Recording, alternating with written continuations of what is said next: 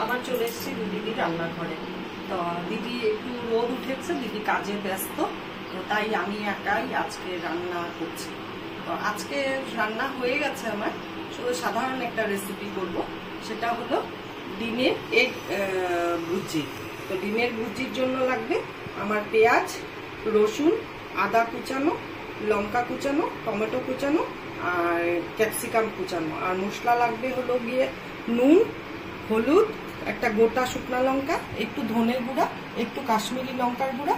আর রান্নাটা করব হলো গিয়ে সর্ষের তেলে। আর লাগবে একটু অরিগেনো আর একটু গরম মশলার গুঁড়া আর অল্প ম্যাগি মশলা, এই ম্যাগি মশলাটা। আর 3টা ডিম দিয়ে আমি ডিমের ভুজি বানাবো।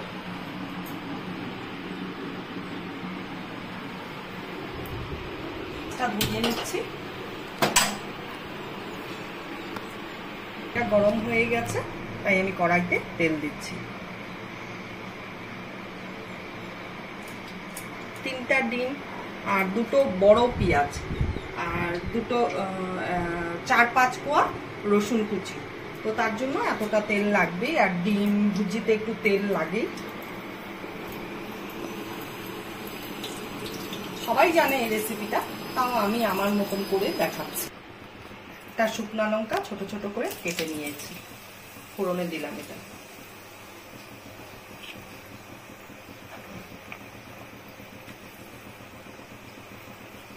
এই অবস্থায় আমি রসুন কুচিটা দিয়ে দিচ্ছি।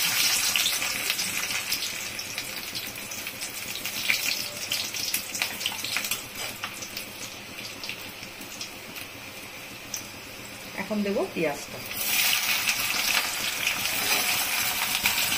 পেঁয়াজ আর ক্যাপসিকামটা একসাথে দিব, আর লঙ্কাটা। পেঁয়াজটা যখন আধা ভাজা হবে, একটু ঢেকে দিয়েছিলাম পেঁয়াজটা দিয়ে, পেঁয়াজটা তাহলে নরম হবে। তো এখন আমি টমেটো আর আদা কুচিটা দিব,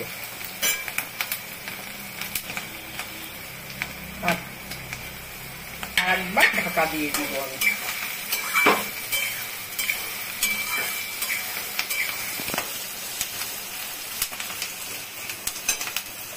এখন আমি ঢাকা দিয়ে দিব, ঢাকা দিলে পেঁয়াজটা নরম হবে, ভালো লাগবে খেতে।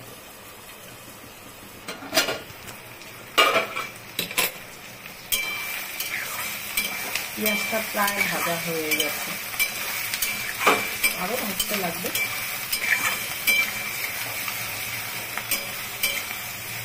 ঝাল আর নুনটা যার যার বাড়ির স্বাদ অনুসারে আপনারা দিবেন।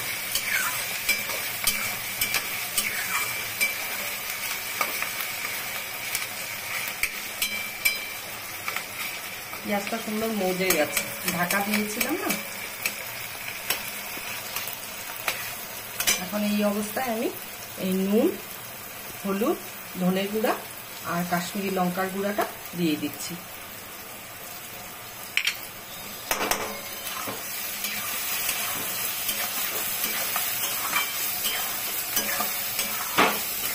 একটু নাড়াচাড়া করে আবার গ্যাসটা সিম করে দিয়ে ঢেকে দেব, কেন নুন দিয়েছি।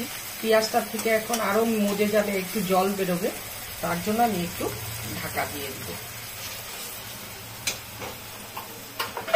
গ্যাসটা সিম করে দিয়ে আর ঢাকা দিয়ে দেব, মিনিট 2 মতন ঢাকা থাকবে। ভাজাটা প্রায় হয়ে গেছে, এখন আমি ডিমগুলো দেব।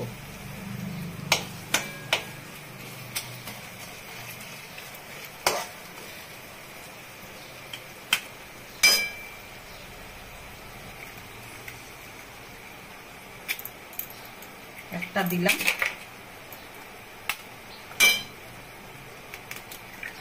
আরেকটা দিলাম, 2টো দেওয়া হয়ে গেল, এটা 3 নম্বর। এই ডিম ভুজিটা দিয়ে না রুটি, পরোটা দারুণ লাগে। এখন খুব নাড়তে হবে, নাহলে দলা পাকিয়ে যাবে।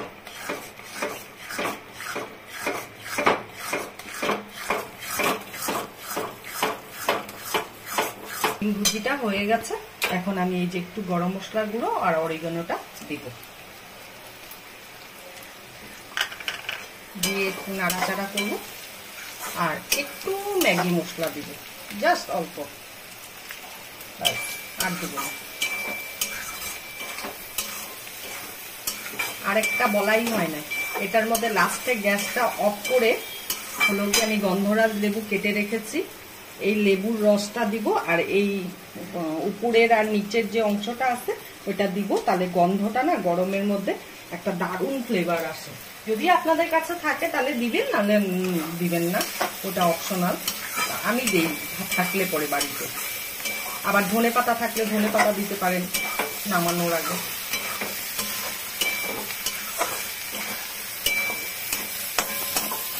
আমার ডিম ভুজিটা হয়ে গেছে, এইবার আমি গ্যাস অফ করে দিব, দিয়ে ওই যে লেবুর রসটা দিব 2 মিনিট পরে, একটু ঠান্ডা হলে পরে দিব।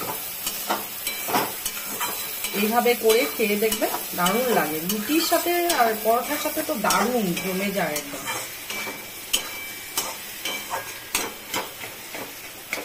খুব একটা খাটুনিও নাই রান্নাটার মধ্যে। গ্যাস অফ করে দিলাম। এই এখন তো এখন আমি লেবুর রসটা দিয়ে দিব উপর দিয়ে।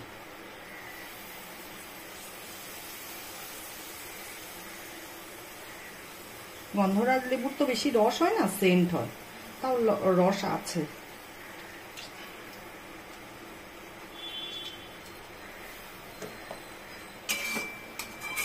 এবার নেড়ে চেড়ে নামিয়ে নেব।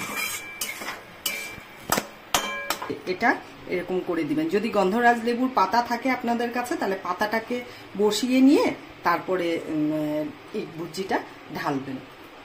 আমার কাছে তো পাতা নেই, তাই আমি এইভাবে নিচের থেকে যে গরমটা এখন সেই ভাবটা উঠবে, আর গন্ধটা একদম এক ভুজির মধ্যে, এমনি রস দিয়েছি তার মধ্যেও দারুণ লাগবে। আপনারা খেয়ে দেখবেন। আমি গন্ধরাজি লেবুর অনেক আইটেম দেখাবো আগামী দিনে আপনাদেরকে।